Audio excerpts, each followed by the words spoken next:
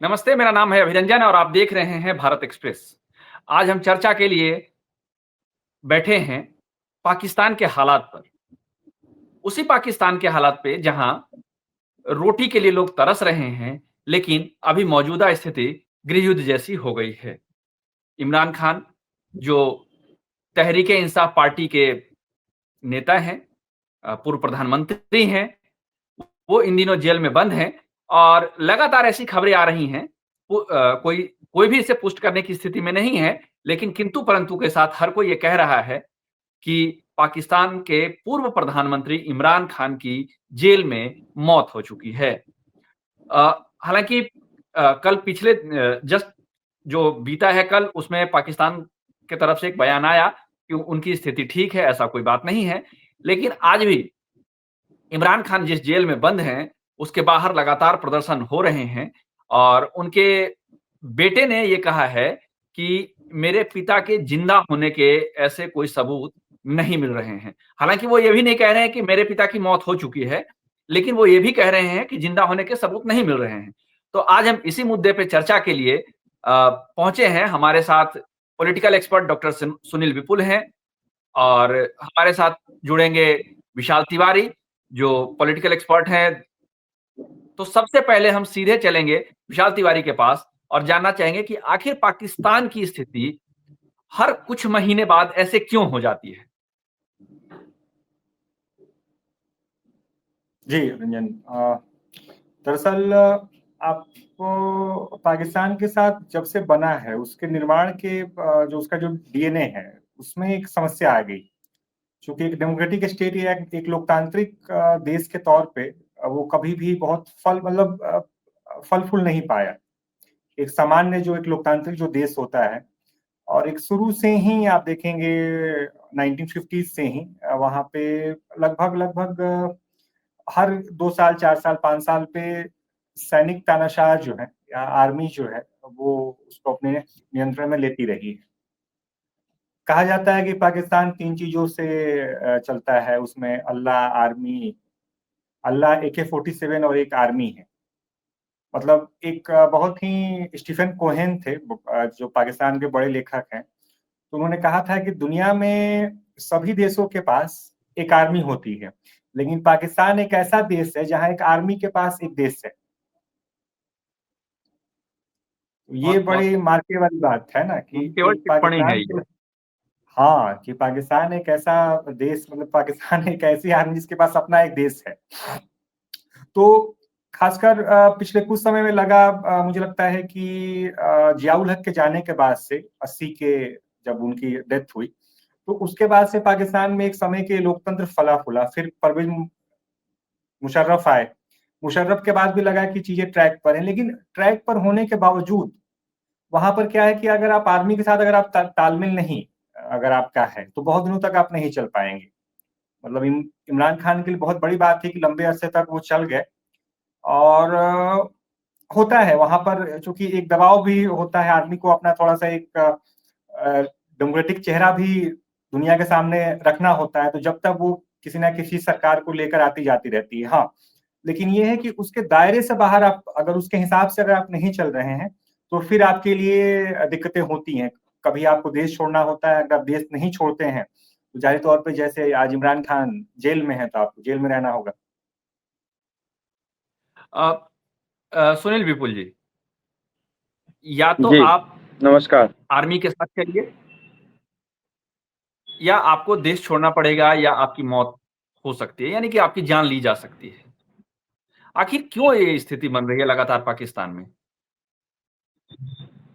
निश्चित तौर पर मुझे लगता है जिस एक क्यूब फार्मूले की बात विशाल जी कर रहे थे, उसको देखना होगा और समझना होगा। और दूसरी बात ये भी मैं कहूँ कि पाकिस्तान अपने उद्भव से ही एक देश की जिसका निर्माण होता है, वह एक तरह से आप कह सकते हैं कि बड़ी अराजकता का शिकार रहा है शुरुआती दिनों से ही। और उसमें कहीं न कहीं इस चीज़ को बीच में जिस टाइम पीरियड का ज़िक्र कर रहे थे, उस समय 75 के बाद 80 के बाद एक दशक ऐसा आया कि बीच में ऐसा लगता था कि सब कुछ ठीक हो सकता है, लेकिन वो चीज़ें हो नहीं पाईं।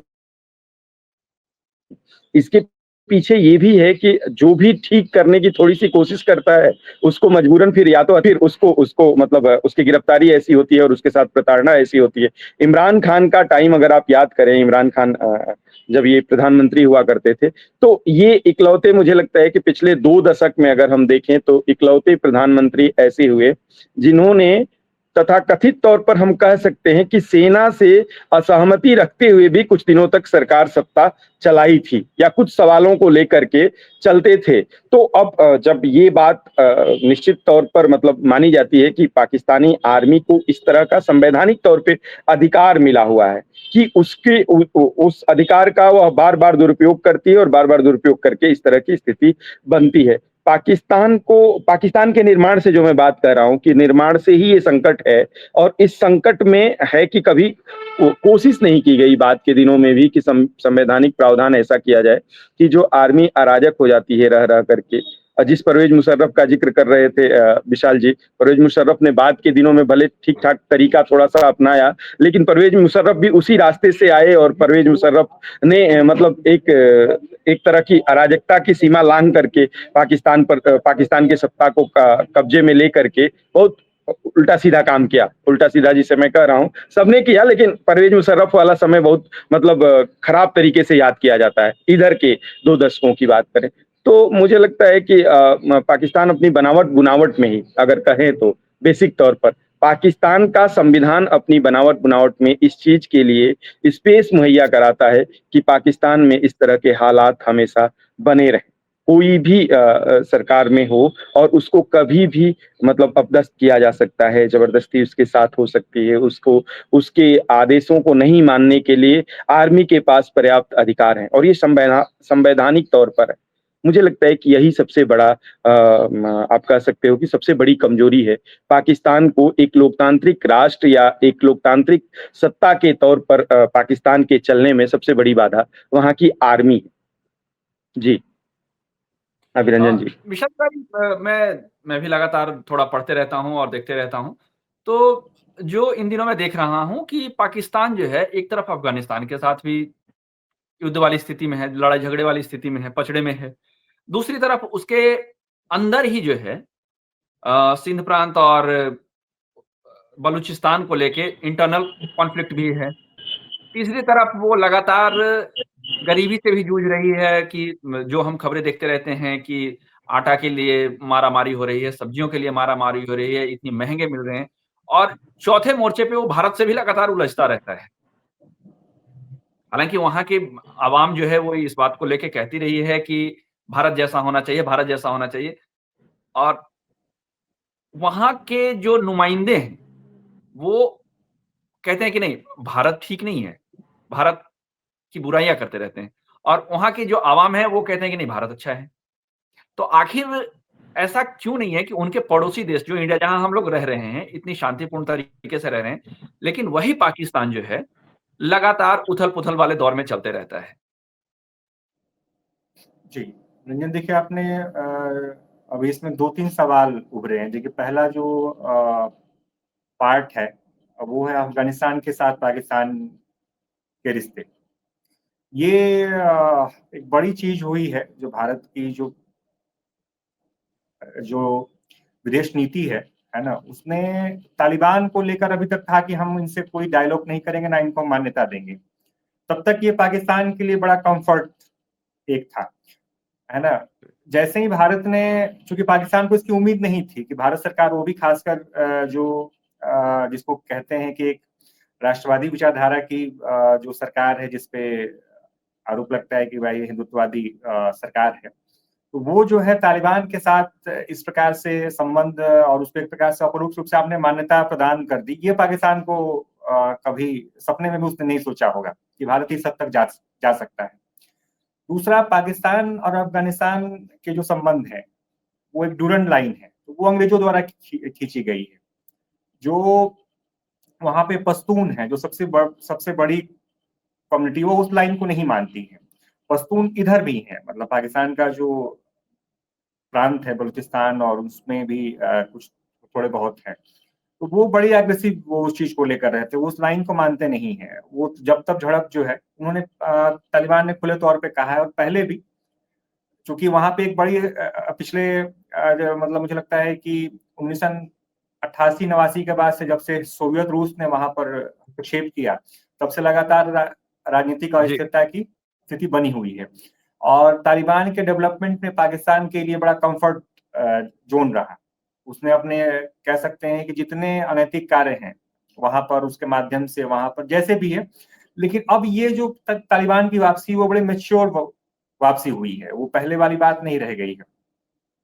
तो जाहिर तौर पे पाकिस्तान, मतलब पिछले 2-3 सालों में छिटपुट झड़पें होती रही हैं, तो एक नया मोर्चा है वो पाकिस्तान के लिए। चीजें इतनी आसान नहीं है वो, चूंकि दूसरी, अब इसी कड़ी में हम और आगे आते हैं, जो पाकिस्तान का जो पूरी जो भौगोलिक संरचना है, उसमें पंजाब जो है उसका डोमिनेंस है। एक प्रकार से पंजाब ने कहा, अगर हम थोड़ा सा और रूखे शब्दों का इस्तेमाल हम करें, तो पंजाब ने अन्य प्रांतों को एक प्रकार से उपनिवेश बना रखा है। अभी हाल ही में राजनाथ सिंह ने सिंध को लेकर टिप्पणी की थी, अगर आपको ध्यान होगा। जी जी, बिल्कुल बिल्कुल। है ना, बलूचिस्तान में जिस प्रकार से उन्होंने कभी भी पाकिस्तानी राष्ट्रवाद को स्वीकार नहीं किया। अगर इसी पंजाबी राष्ट्रवाद की वजह से बांग्लादेश अलग हुआ। पंजाब का डोमिनेंस है ना, बलूचिस्तान, पंजाब सिंध प्रांत का उधर। डोमिनेंस है, पंजाब प्रांत का हाँ, डोमिनेंस है। जी, जो पंजाबी जो है, तो वो आप नॉर्थ वेस्ट फ्रंटियर, जहां से खान अब्दुल गफ्फार खान थे, तो इन अन्य प्रांतों ने कभी पाकिस्तान को उस प्रकार से नहीं स्वीकार किया। जो आइडिया ऑफ पाकिस्तान जो था, जो पाकिस्तान का विचार जो था, वो हमेशा किसी ना किसी रूप में उसको खारिज करते रहे हैं। और भारत से जहां तक संबंधों की आपने एक बात की है ना, कि वो देखते हैं, बोलते हैं, तो मैंने जो शुरू में कहा है कि पाकिस्तान में 2 पॉइंट आपकी कही, कि पूरा पाकिस्तान का जो निर्माण, उन्होंने एक पाकिस्तान को शुरुआत के 5-6 वर्ष छोड़ दिया जाए, और जब से आयूब खान ने 1955-56 में वहां पर सत्ता संभाली, अपने कमान ली, तो एक जो नैसर्गिक विकास होना चाहिए था डेमोक्रेसी का, वो हुआ ही नहीं। आपने जो लगा कि बलूच रेबेल कर रहे हैं, आपने वहां पे उनकी बमबारी की, जियाउल हक ने अलग अलग तरीके से आपने अन्य लोगों को सप्रेस किया। इवन जिस पीओके जो हिस्सा पाकिस्तान में, वहां जब आप सुनेंगे, जब तक क्योंकि बहुत ज्यादा वहां पर उतनी आजादी नहीं है मीडिया को कि हम चीजों को, खबरों को बाहर लेकर, लेकिन छिटपुट आपको मिल जाएंगी। वो अपनी आजादी की मांग करते हुए, गिलगित बल्तिस्तान है चाहे पीओके है, वो कभी भी उन्होंने पाकिस्तान को उस प्रकार से स्वीकार नहीं किया। पाकिस्तान में लोकतंत्र का कभी नैसर्गिक विकास नहीं हो पाया। और आज जो आपने नहीं कहा कि वो भारत की ओर देखते हैं, तो आज भी बहुत जो एक हार्डलाइनरशिप है अभी भी, इवन पूरे पाकिस्तान में, अगर आप लोगों से मिलो, अगर आपकी भेंट होगी, तो कुछ एक हार्डलाइनर को छोड़कर जो वहां पर कट्टरपंथी तंजीमें हैं, या जिनको डेवलप करने का, या आर्मी की छत्र छाया में वो किया गया, वो कभी वो उस प्रकार से भारत को लेकर उनकी सोच नहीं रही है। ये सारा कुछ हुआ जियाउल हक के टाइम में। जियाउल हक के टाइम में आपको मैं बता दूं कि पाकिस्तान में औरतें साड़ियां पहनती थी। अब उन्होंने इस्लामी जो वहाबिज्म है, वहाबी जो इन्फ्लुएंस है पाकिस्तान के ऊपर, उसकी वजह से उन्होंने साड़ियों पर भी प्रतिबंध लगा दिया। तो भारत और Pakistan, 1 to 1, man to man, सारा कुछ ये आर्मी का मसला है। अगर हम नवाज शरीफ को भी देखें, जो बातचीत के टेबल पे, मतलब भारत के साथ हमेशा से एक बेहतर रिश्तों के पक्ष में रहे हैं, लेकिन चूंकि आर्मी का वजूद ही इस बात पर टिका हुआ है कि पाकिस्तान जो है, भारत जो है, पाकिस्तान के लिए खतरा है। अगर जिस दिन ये बात अगर स्पष्ट हो जाए कि भाई भारत जो है पाकिस्तान के आइडिया के लिए कहीं से कोई खतरा नहीं, तो आर्मी का कोई मतलब ही नहीं रह जाएगा। तो ये आर्मी की पूरी कवायद और पूरी पुरजोर कोशिश रहती है कि कैसे भी अपनी भूमिका को हम बनाए रखें। अगर मैं एक और आपको इसमें जोड़ दूंगा कि पाकिस्तान आर्मी से अगर आप रिटायर होते हैं, अधिकारी पद पर हैं, तो करीब कई 100 एकड़ की जमीन आपको फ्री में दी जाती है। आप मतलब बने बनाए जमींदार जो है वो निकलते हैं। इसीलिए मैंने कहा था कि दुनिया में एकमात्र आर्मी जिसके पास अपना एक देश है, बस। जब आप आर्मी के बड़े पद से रिटायर होते हैं तो आपको जमीन दी जाती है, और इसको दूसरे शब्दों में देखा जाए तो आप आर्मी से निकलने के बाद बने बनाए जमींदार होते हैं। जिस जमींदार की बात कर रहे हैं, और हम भारत में जो है जमींदारी प्रथा लगातार खत्म कर चुके हैं, और जो थोड़ा बहुत बचा है उसे खत्म करने की बात कर रहे हैं कि जमीन जो है भूमिहीनों के बीच बांट दिया जाए। ऐसे में एक तरफ जब हम जमीन लोगों को बांटने की प्रथा, यानी सबको थोड़ा-थोड़ा देने की बात करते हैं, वहीं पाकिस्तान जो है अपने आर्मी के बड़े ऑफिसर्स को जमीन देने की बात करती है। सुनील विपुल जी, क्या लगता है ये थोड़ी असमानता है या पाकिस्तान के लिए जो है ये अच्छा कदम है? नहीं, बिल्कुल अच्छा कदम नहीं है। इसमें बदलाव के लिए प्रयास करना चाहिए, लेकिन बदलाव के लिए स्पेस बने तब तो। वहाँ कोई ऐसी सरकार का गठन किसी सरकार का हो ही नहीं रहा है जो इतनी मजबूत हो कि आर्मी से इस तरह की टकराहट ले। आप निश्चित तौर पर इस तरह के प्रावधान को अगर बदलने का प्रयास करेंगे तो आर्मी से टकराहट होगी। आर्मी के लोग कतई नहीं चाहेंगी, सेना वहाँ की कतई नहीं चाहेंगी कि वहाँ के अधिकारी रिटायर होकर के जो उनको जो सुख सुविधाएं मिल रही हैं, जो इस तरह का प्रावधान है, उस प्रावधान को खत्म किया जाए। तो इसकी संभावना अभी तो कतई दिखलाई नहीं पड़ रही है। निकट भविष्य में पाकिस्तान इसी तरह से अस्थिर रहने वाला राष्ट्र है और इसको बिल्कुल गलत कहा जाएगा। आपने पूछा कि ये क्या है, तो इस पर हम कह सकते हैं सीधे तौर पर कि ये गलत है, और खास तौर पे उस देश के लिए तो बिल्कुल गलत है जो बहुत सीमित संसाधन में जीवन जी रहा है। आपने बातचीत की शुरुआत में कहा कि एक तरफ रोटी का संकट है और दूसरी तरफ पाकिस्तान की सेना इस तरह की कार्रवाई करती है। पाकिस्तान की सेना ने देखा कि भारत अफगानिस्तान के संबंध बेहतर हो रहे हैं तो अफगान से भी ठन लिए, और स्वाभाविक तौर पे ये है कि उनको लगता है कि आपको याद होगा अभी पिछले दिनों सऊदी अरब से एक समझौता किया और उसमें सऊदी अरब ने ये कहा कि क्या नाम है कि पाकिस्तान के खिलाफ अगर आप वार में जाते हैं तो ये सऊदी अरब के खिलाफ आप युद्ध का ऐलान इसको समझिए, और उसको एक्ट ऑफ वार की तरह से लिया जाएगा, सऊदी अरब भी लेगा। तो पाकिस्तान तो इस फिराक में रहता है कि नहीं, पाकिस्तान और पाकिस्तान की आवाम जिसकी आप बात कर रहे हैं, विशाल जी भी अभी कह रहे थे कि आम आवाम ऐसी है कि वो भारत की संसदीय कार्यप्रणाली से लेकर के और भारत में जिस तरह का मतलब शासन व्यवस्था है, जिस तरह से जनता के लिए प्रावधान है, उन चीजों को फॉलो करने की बात करती है। वो बार बार बीच बीच में कई छोटे छोटे समूहों से, अन्य राज्यों से यह आता है कि वह भारत जैसी मांग कर रहे हैं कि भारत जैसी सुविधाएं हमको यहाँ की सरकार उपलब्ध कराए। कुछ मजहबी कट्टरपंथी लोगों को छोड़ दिया जाए तो कुछ मतलब उनकी भी संख्या है, पर्याप्त है, कुछ नहीं कह सकते, पर्याप्त है पाकिस्तान में। चूंकि आप जानते हैं कि जिस देश का उद्भव ही इस्लामिक राष्ट्र की मतलब इस्लाम को मानने वाले लोगों के उस पे बिहेव पे जिसको बनाया गया, जिस देश की मांग की गई, तो वहां तो और कहीं भी देख लीजिए भारत में भी हैं जो तो थोड़ा सा चरमपंथी तो मुस्लिम होते ही हैं। कट्टरपंथ का मामला रहता है, कट्टरपंथी भी पर्याप्त है, लेकिन एक आवाम ऐसी भी है जो बार बार भारत को एग्जाम्पल के तौर पर देखती है और भारत जैसी व्यवस्था चाहती है।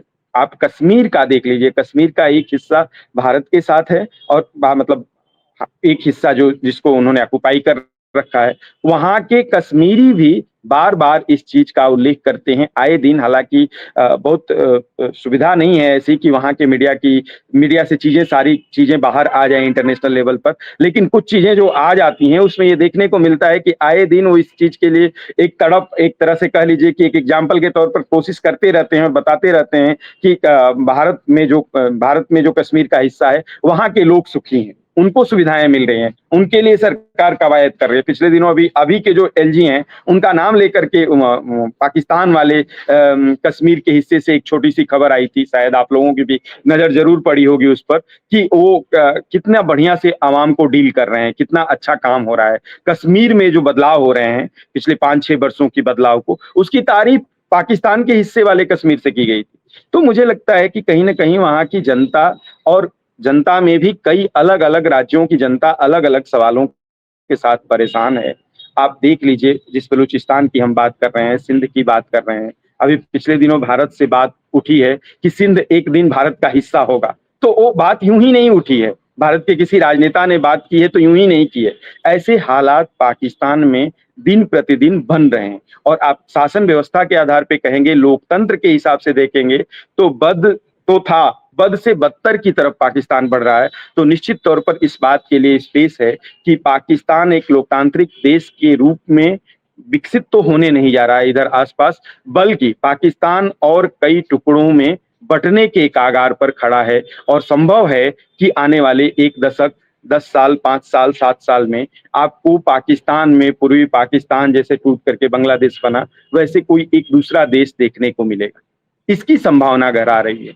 इस संभावना को मैं देख पा रहा हूँ। और इस अस्थिरता का कोई अभी इलाज नहीं दिखलाई पड़ रहा है। आप देखिए, एक देश का प्रधानमंत्री जेल में है, उसके परिवार को मिलने नहीं दिया जा रहा है, उसकी बहनें बार बार रो रही हैं सड़कों पर। मुझे लगता है कि दुनिया के किसी भी देश में इस तरह की स्थिति तो आज इस 2025 में नहीं है। ठीक है, आप किसी भी तरह का आरोप लगा करके आप और जगहों पर भी विपक्षी पार्टियों के लोग सत्ता से जब जाते हैं, विपक्ष में होते हैं, तो उन पर अगर कोई आरोप होता है तो उनकी गिरफ्तारी होती है, वो जेल जाते हैं और जेल में रहते हैं, उनको उम्र कैद तक की सजा होती है। लेकिन उसके मिनिमम अधिकार, मनुष्य का जो मिनिमम अधिकार है जेल में रहते हुए भी, वो तो मिलता है, वो भी नहीं है पाकिस्तान में। ठीक है, वो हो सकता है कि जीवित भी हों, लेकिन वो जीवित रहना भी किस तरह का जीवित रहना जेल में रखा गया है कि जिसके लिए परिवार बार बार चिल्ला रहा है, रो रहा है, गा रहा है, सड़कों पर उनकी पार्टी के लोग उतर करके मांग कर रहे हैं। कोई रिपोर्ट ही नहीं है। आप यूं ही कह देते हो कि नहीं, मतलब कोई एविडेंस नहीं देते हो। आप कह देते हो कि नहीं, इमरान खान जीवित, इमरान खान जीवित हैं कह देने से नहीं होगा, आपको उसका एविडेंस भी देना पड़ेगा, आपको बताना पड़ेगा, आपको उनके परिवार के लोगों में से किसी को 5 मिनट ही सही, आप अगर हेल्थ का कोई इशू है, किसी भी तरह की कोई चीज है, तो उससे उनको अवगत कराइए, परिवार को अवगत कराइए, उनको मिलवाइए। तो ये मुझे लगता है कि बहुत अराजकता सी फैली हुई है पाकिस्तान में, और निकट भविष्य में मुझे तो कोई इलाज उसका पाकिस्तान की तरफ से नहीं दिखलाई पड़ रहा है। बाहर से इंटरफेरेंस कोई हो, बाहर से लोग सहायता देते हैं, तमाम लोग राजनीति करते हैं, और उसमें भी वैश्विक लेवल पे आप जानते हैं कि तमाम तरह की राजनीति का शिकार भी है पाकिस्तान हो, चीन का प्रेशर हो, चाहे तमाम चीजें हों, तो उसके माध्यम से अगर उनको रोटी मिल जा रही है, कई बार तो रोटी की भी संकट है, और उसमें ये इस तरह का स्वरूप लेकर के आते हैं कि भाई सत्ता से आर्मी से रिटायर हुआ व्यक्ति एक बड़ा सत्तासीन बन के बैठेगा, उसके पास एक बड़ा रिसोर्स उसको दिया जाएगा, सरकारी जमीन दी जाएगी जिसका वो मालिक बन करके बैठेगा, पुरानी व्यवस्था सामंती व्यवस्था के साथ ठाट और बाट से जीवन जिएगा। तो यहाँ तो दिक्कत है, इस चीज की अभी संभावना दिखलाई नहीं पड़ रही है खत्म होने की। हाँ, ये गलत है जी। अभिरंजन जी, मैं विशाल तिवारी का एक छोटा सा टिप्पणी चाहूंगा, जो अभी हमारे एक्सपर्ट सुनील विपुल जी ने कहा कि निकट भविष्य में जो है पाकिस्तान में स्थिरता और शांति दिखाई नहीं दे रही है। आपको क्या लगता है? देखिए, जैसे मैंने शुरू में ही कहा है कि पाकिस्तान एक नैसर्गिक राष्ट्र नहीं है ना। मतलब एक होता है ना, कई बार आप चीजों को बना देते हैं, एक होता है कि ऑर्गेनिक डेवलपमेंट। पाकिस्तान, मैं छोटा सा यहाँ पे आपका वक्त लूंगा, यहाँ पे एक संदर्भ आपको जोड़ते हुए कि पाकिस्तान की मांग के पीछे बहुत कम लोग इसको जानते हैं कि पाकिस्तान जो बना उसके पीछे जो मेन जो थॉट जो था वो था यूपी के जमींदारों का था, क्योंकि वो ये मान के चल रहे थे कि भारत जब आजाद होगा तो यहाँ पर जमींदारी उन्मूलन कानून लागू होगा। और यूपी के जितने जमींदार मुसलमान थे वो कहीं ना कहीं जो एक अलीगढ़ में जो एमयू था वहां पे कुछ लोग थे। एमयू के बनने के बाद से पाकिस्तान, एमयू का भी एक रोल रहा है पाकिस्तान के निर्माण में। जमींदारों का उन्होंने एक सोचा कि भाई एक अलग, उन्होंने कुछ लोग इसको 2-3 इसके थ्योरीज, एक है कि भाई जिन्ना ने इसको एक बार्गेन के तौर पर लिया था, बहुत कोई सीरियस नहीं थे वो कि हमें चाहिए ही चाहिए। एक तबका ये है मानता है, जिसमें एक बड़े थिंकर थे, उनकी मैं बात को कोट कर रहा हूँ, कि इसमें यूपी के जो मुस्लिम जमींदार थे उनका था कि भाई हमें एक अलग राष्ट्र चाहिए जहाँ पे कि हम चीजों को अपने को सुरक्षित रख पाए।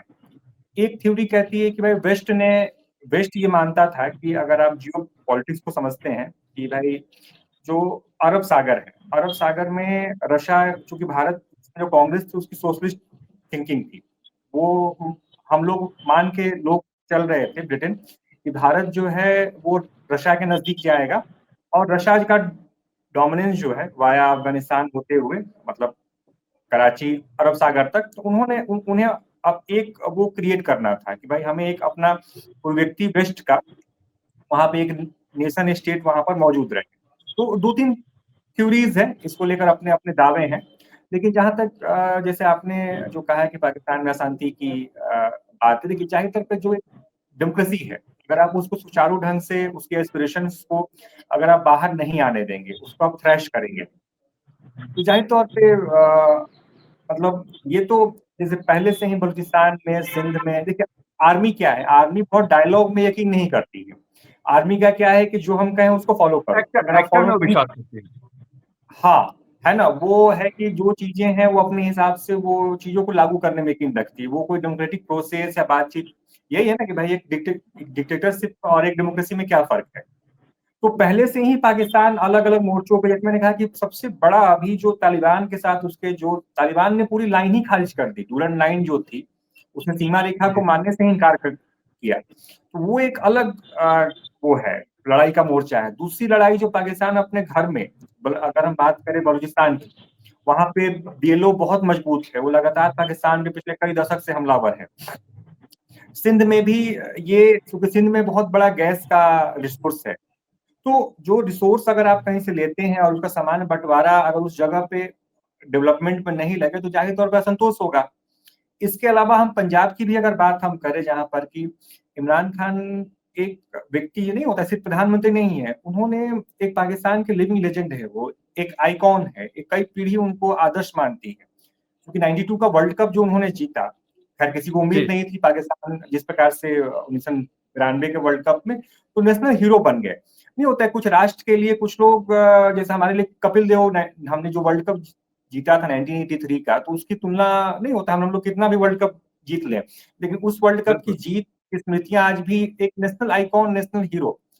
तो सिर्फ और एक इसके अलावा एक फ्रेश मूवमेंट नहीं होता है कि नई एस्पिरेशंस को, जो नई जनरेशन है उसको जो है इमरान खान रिप्रेजेंट कर रहे थे, नई उम्मीद।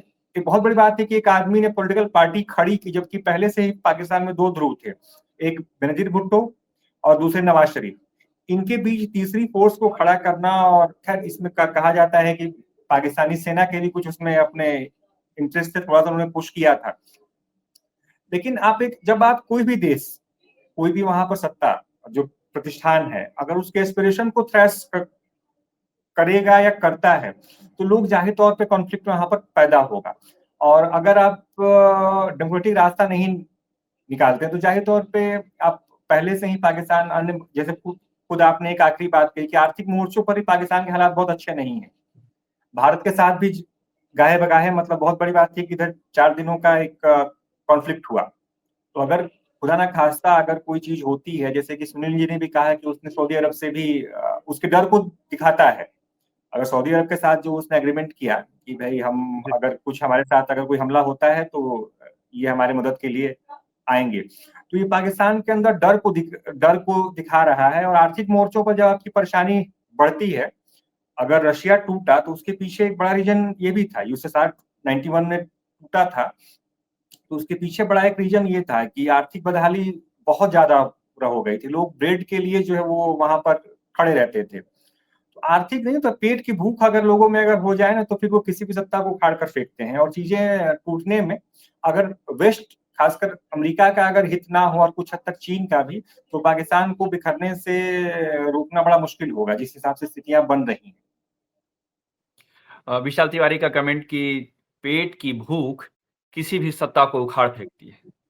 और सुनील विपुल जी का कहना है कि सुनील विपुल जी ने जो अभी टिप्पणी की वो ये कि आने वाले हो सकता है 5, 7 या 10 साल में पाकिस्तान 2 टुकड़े में फिर से बँट जाए। इन दोनों कमेंट्स के साथ हम अपने प्रोग्राम को आगे के लिए बढ़ाते हैं और मुझे दीजिए विदा। नमस्कार।